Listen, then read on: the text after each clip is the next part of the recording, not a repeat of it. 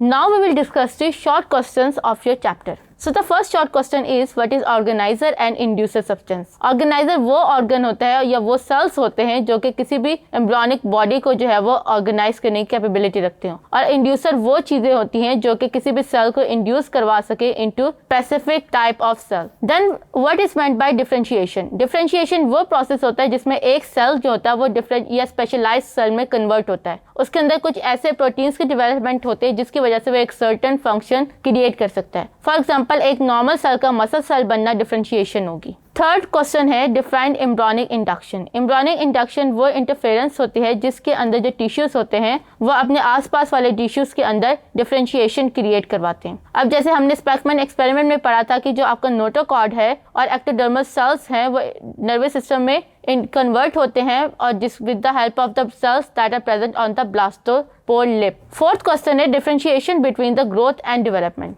Growth जो होती है वो किसी भी चीज के साइज को बड़ा होने को कहते हैं. इसमें पॉजिटिव भी होती है जब साइज ज्यादा बड़ा हो जाए और नेगेटिव होती है जब चीजें जो है वो आपस में डिसइंटीग्रेट होना स्टार्ट हो. और डेवलपमेंट जो होते हैं वो एक सिंगल सेलुलर से कॉम्प्लेक्स एडल्ट में कन्वर्जन को डेवलपमेंट कहते हैं. फिफ्थ क्वेश्चन है what is the meristem? Meristems वो सेल्स और टिश्यूज होते हैं जो कि प्लांट्स को एबिलिटी देते हैं डिवाइड की. हमारे पास 3 टाइप्स की मेरिस्टेम्स है. एपिकल मेरिस्टेम्स जो कि टिप्स पे होते हैं रूट और शूट की, इंटरकैलरी मेरिस्टेम्स जो कि इंटरनोड में प्रेजेंट होते हैं, और आखिर में लेटरल मेरिस्टेम्स जो कि प्लांट्स की सेकेंडरी ग्रोथ करवाती है. इसके साथ ही हमारे शॉर्ट क्वेश्चन कंप्लीट हो गए. In the next video we will discuss the long questions.